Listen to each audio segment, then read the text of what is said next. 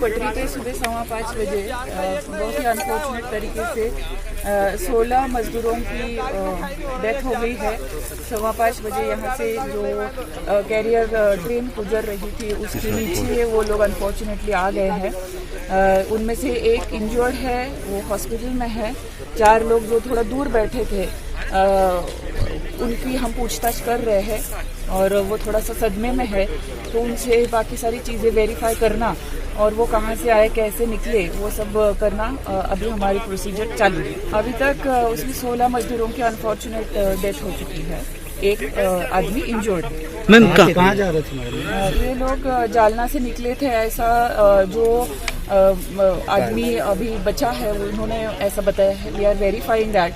और वो बोले कि वो भुसावल जाना चाहते थे, जहाँ से वो ट्रेन पकड़ना चाह रहे थे। ये एमपी पैदल जा रहे थे क्या मैम? हाँ, ये पैदल जा रहे थे और रेलवे पटरी पे वो थोड़ा रेस्ट करने के लिए लेटे थे, उनको नींद लग गई और ये हादसा हुआ। एग्जैक्टली कहाँ से आए थे कुछ पता चला? नहीं, वी आर वेरीफाइंग।